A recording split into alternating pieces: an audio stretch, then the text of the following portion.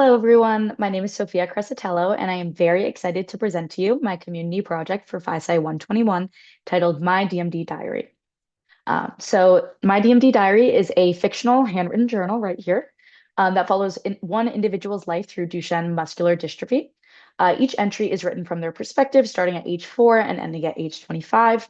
Over the course of 121, we really focused a lot on the biology and the treatment of DMD, but I thought this was a great opportunity to explore more of the personal and emotional journey of living with the disease over time. Through this story, I've tried to show how DMD affects not just the muscles, but also a person's sense of identity, relationships, education, independence, and future. I've woven in some key scientific details that we've touched on in class, framed through the character's own understanding as they are growing up. Since the journal is hard copy, I will be reading it aloud to show the emotions that one would be conveying. And I also made a slideshow presenting the entries so you can read and follow along visually. My hope is that this story gives you a new perspective on what it means to live with DMD, not just as a patient, but as a whole person.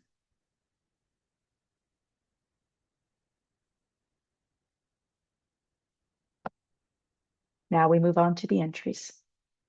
Age 5, falling down again. Dear Diary, today I fell again.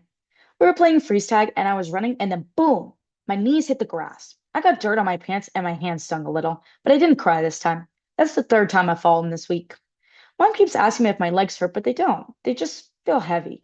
Like when I try to walk up the stairs, it's like my backpack is still on, even when it's not. And I always get to the top last. Daddy said I walk funny now. He laughed when he said it, but I didn't laugh. I feel slow. I hate being slow.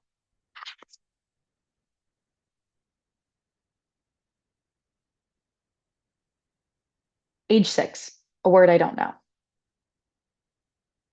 Dear Diary, we went to a big hospital today. I had to wear a gown and they did tests that made my arms and legs feel weird. Then the doctor called my parents into a room, and I waited outside with the nurse who gave me apple juice.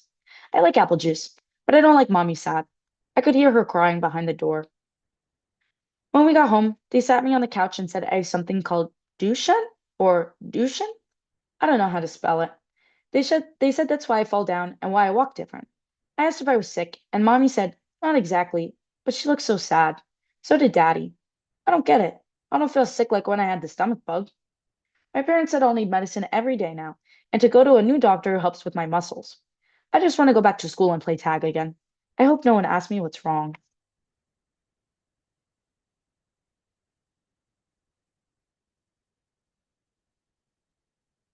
Age 7, the new doctor. Dear Diary, today I met a doctor who only sees kids with muscles like mine. He had pictures of bones and red stretchy things on his wall. I had to sit very still while he moved my legs around and asked if anything hurt. Nothing did, but my legs felt heavy again after. He gave mommy a lot of papers. I saw her fold them in half real slow. Daddy didn't talk much on the way home. I don't know what they're not telling me, but it feels like something big is happening, and no one wants to say it out loud.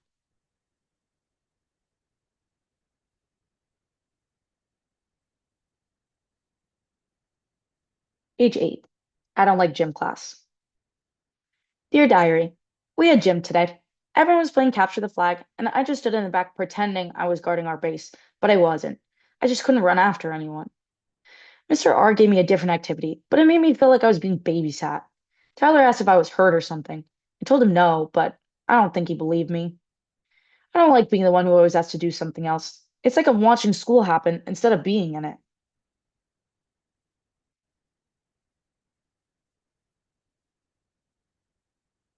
Age 10, the last time I ran.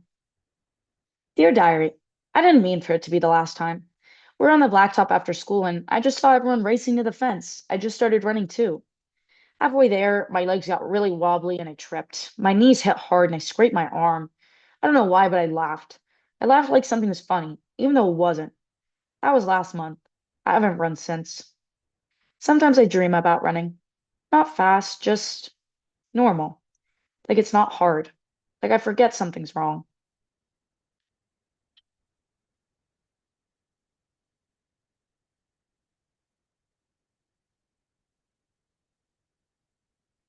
Age 12. Keeping up. Dear Diary, I started using my wheelchair at school full time this year. Everyone's been pretty cool about it, but I still feel weird when people hold the door open for me like I can't do anything. I can, I just can't walk. My old friends still hang out with me, but they don't invite me to play basketball anymore. And that makes sense, I guess, but it still hurts.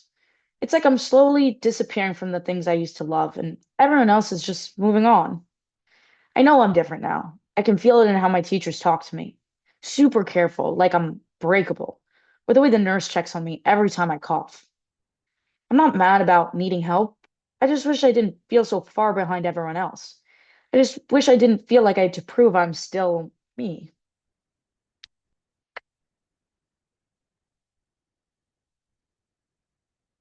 Age 13. Just a little help at night. Dear Diary, I didn't think anything was wrong with my breathing. I mean, I don't run around or anything, so it's not like I'd notice if I was short of breath. But at my checkup, they did some kind of test with a machine that measured how strong my lungs are. I guess I didn't do very well. Now I have to wear this thing called a BiPAP. It's a mask I wear at night to help me breathe better while I sleep. I hated it the first few nights. It felt like a robot was breathing for me. But now I don't wake up feeling like I just ran a mile in my dreams. I didn't realize how tired I'd been until I wasn't anymore.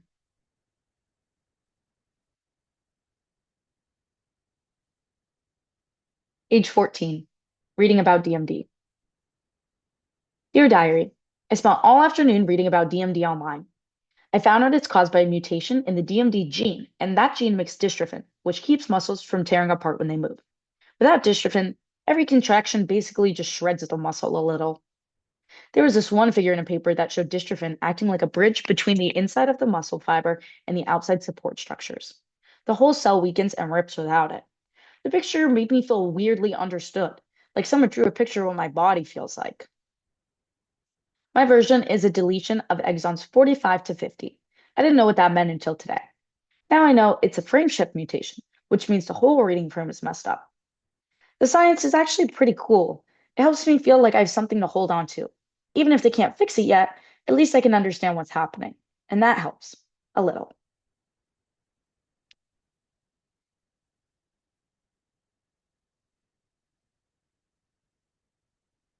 Age 15, the clinical trial that wasn't for me. Dear Diary, there was a clinical trial at CHLA, a new exon skipping therapy. It sounded so hopeful, like maybe they were finally figuring something out. I was ready to do it. I even said I'd be okay with the needles and the travel. Then we found out I didn't have the right kind of mutation. The drug only works for boys missing exons 51, and I'm not one of them. This feels so unfair. I had the disease, but not the right kind. I know they're trying their best, but when your best hope only works for other people, what are you supposed to do?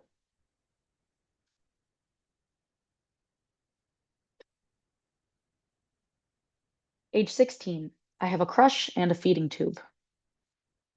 Dear Diary. Her name is Sam.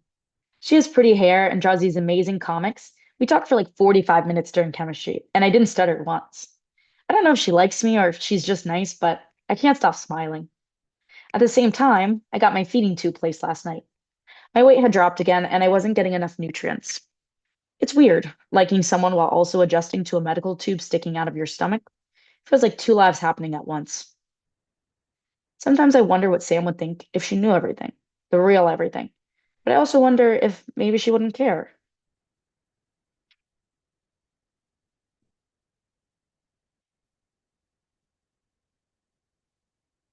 Age 17. My heart's in it. Dear Diary, my heart's been acting up. Not in a poetic way, but literally acting up. My cardiologist said the latest echo showed that the walls of my left ventricle are thinning and my ejection fraction has started to dip. Basically, my heart isn't pumping blood as strongly as it should be. They explained that in DMD, the heart gets weaker because it's a muscle too. It goes through the same slow breakdown, even though we don't always feel it right away. The scary part is that by the time you have symptoms, damage is usually already there. So now I'm on lisinopril. It's an ACE inhibitor that lowers the strain on my heart by relaxing my blood vessels. They started me on it even though I don't have symptoms yet, because earlier treatment can slow how bad everything progresses. I asked how long that buys me. The doctor didn't really answer. I've been thinking a lot about the future lately. Not in a dramatic way, just in a real way. Like, what do I want to do with the time I've got? And how do I make it feel like it's mine?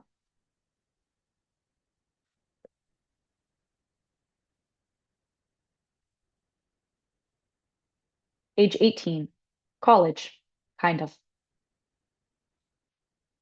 Dear Diary, so I started college today. Sort of. I'm technically a student at a university with a disability resource office and an online program for medically complex students. It's not exactly what I pictured. No move-in day, no roommates, and no welcome week. I watched the orientation video from my hospital bed in August. The nurse muted the IV machine while I listened to a recorded student panel talk about independence, making friends, and exploring campus. It's ironic.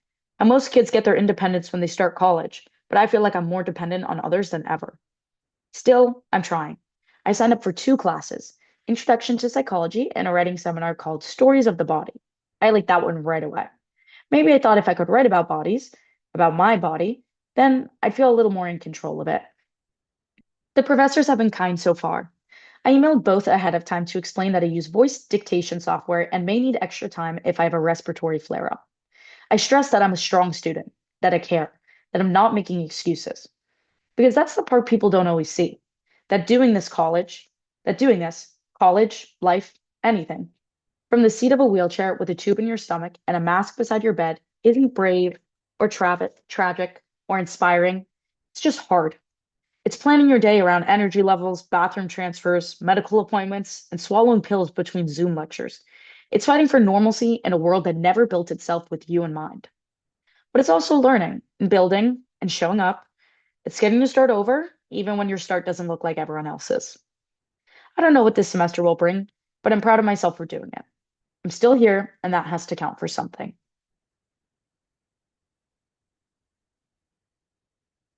Age 20. I got mad today. Dear Diary, today I got angry.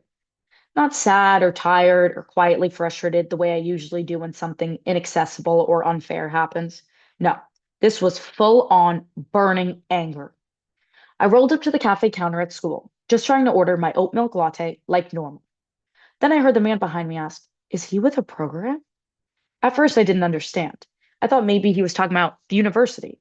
But then I realized he thought it was part of a day program. Like I couldn't be there by myself, or I was just some special needs adult getting a field day trip. I turned around and I said, "I'm a student here, ordering a coffee, just like you." He looked embarrassed and muttered something, but the damage was done. It wasn't even the worst thing anyone said to me, but something about it cracked me open. I think what hurt the most is how familiar it felt. How often I'm treated like a question mark instead of a person. How people see the wheelchair first and assume I'm an angel, a burden, or someone to feel sorry for, never just a guy ordering a drink. I know it's not personal and people aren't trying to be cruel, but it doesn't make it less exhausting. And sometimes I need to be mad because being disabled doesn't mean I have to be grateful all the time.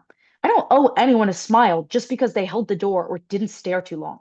I get to be complicated. I get to be pissed off.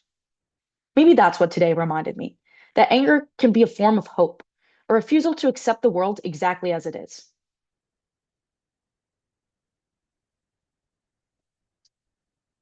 Age 24, still me. Dear Diary, there are days when everything feels like a list. Meds at 9, breathing treatments at 11, call the pharmacy, email the insurance company, book the appointment, cancel the other one, rebook it for when the paratransit van can actually show up. I get caught in it, the checklist of keeping myself going. And on days like today, it can start to feel like that's who I am, a full-time project, a problem to manage, a calendar with too many color-coded boxes. But then I remember I'm also still me. I'm still the kid who named his wheelchair after a Pokemon, the guy who figured out how to sleep through a BiPAP alarm and still somehow ace a final.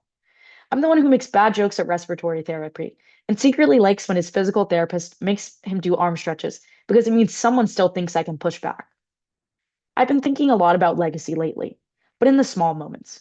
When my cousin sends me a text before his neurobio midterm and tells me that my story helped him choose his major, or when my old high school principal asks if she can use my writing in the disability awareness assembly. I used to think legacy had to be big, but maybe it's just this: waking up, showing up, loving people even when your body makes it hard, telling your truth even when no one is asking. I'm still here, still me, and that's enough.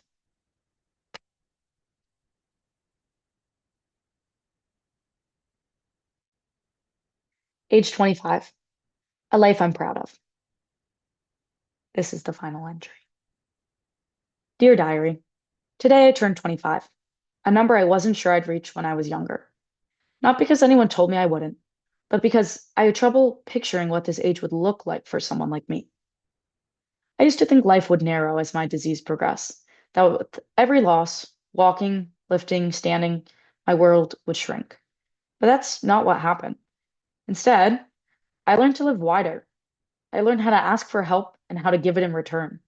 I learned what real friendship looks like, the kind that sticks around when things get hard. I learned how to say I'm scared without needing to follow it with, but I'm fine. I've spoken on panels about accessibility and education. I've mentored younger kids with DMD and told them things I wish someone had said to me. I've had love in my life, the kind that reminds you you're alive. No, I didn't get the cure or run a marathon or suddenly grow dystrophin, but I did something maybe harder. I made a life. There are still bad days, and I won't pretend otherwise. There are days where my lungs feel crumpled and my hands can't type more than a few lines. But even on those days, this is still my life, and it's one I'm proud of.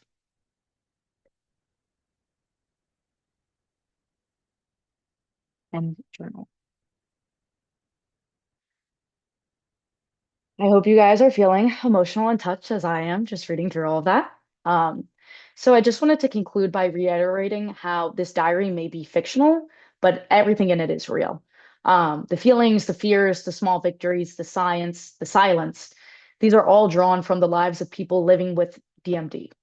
And this project was a great reminder that behind every diagnosis is a life that keeps unfolding, and that sometimes the most powerful thing we can do in medicine or in life is to listen. So thank you for listening today. Here are my sources. Thank you so much.